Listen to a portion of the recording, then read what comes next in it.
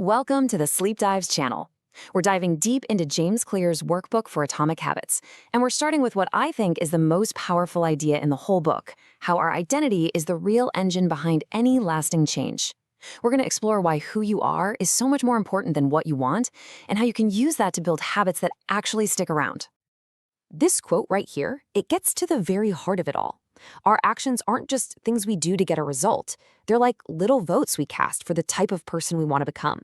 It's this incredible feedback loop, you see?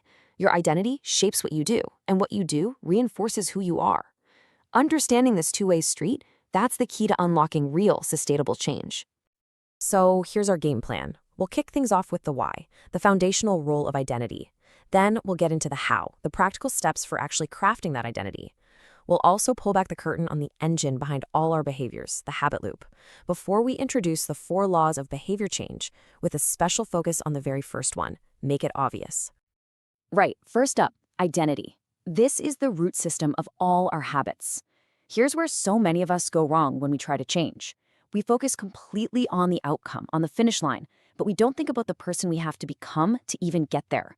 And that's exactly why so many New Year's resolutions just fizzle out.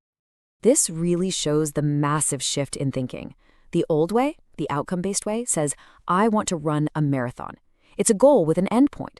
But when you flip the script to an identity-based approach, it becomes, I want to become a runner. See the difference? The focus isn't just on crossing a finish line one day. It's about being the kind of person who runs, day in and day out. So it's all well and good to talk about identity, right? But how do you actually go about changing it? Well, the workbook lays out this beautifully simple 2-step process that takes this big abstract idea and makes it something you can actually do. It all starts with a decision. You decide the type of person you want to be. Let's say your goal is to lose weight. You ask, well, what kind of person does that? Maybe the answer is a disciplined person. Great, that's your new identity.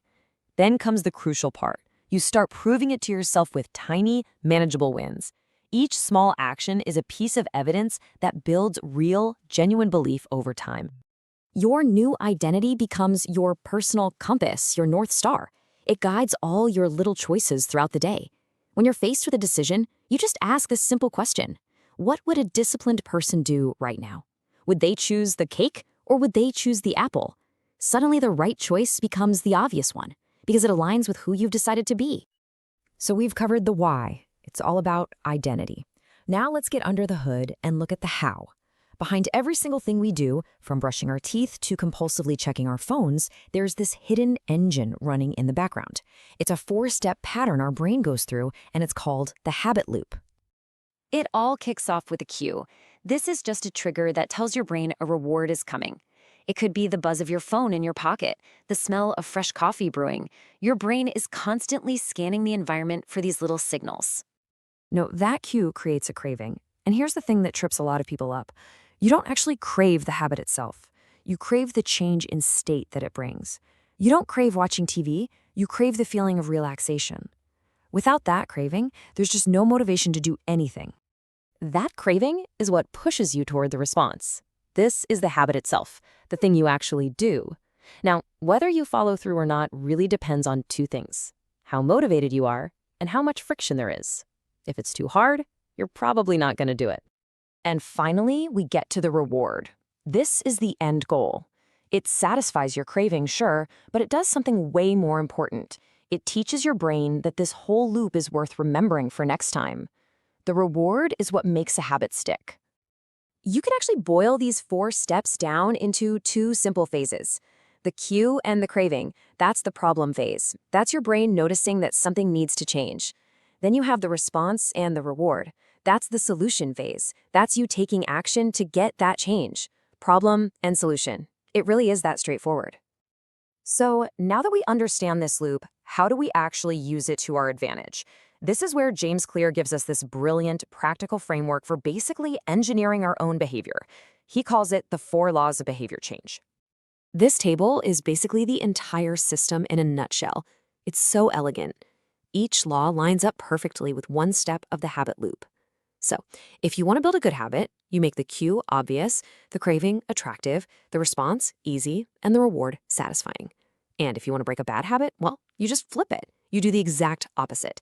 It's a complete toolkit for change. Now, for the rest of this explainer, we're going to zero in on that very first law. Make it obvious. Why start there? It's simple. You cannot change a habit that you aren't even aware of.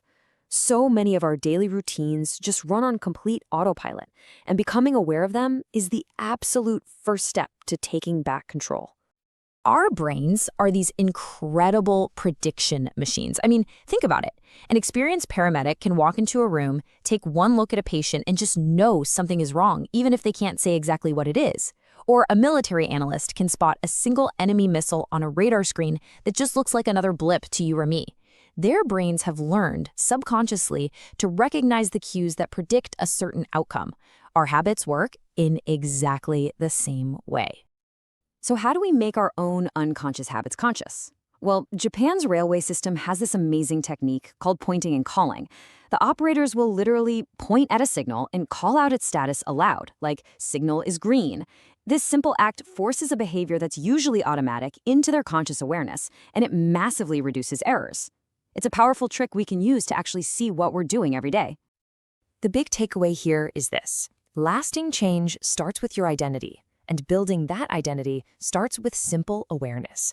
When you make the cues for your habits obvious, you pull them out of the shadows and off of autopilot. So I'll leave you with this question to think about. What is one habit you perform automatically every single day, and what is the invisible cue that kicks it all off?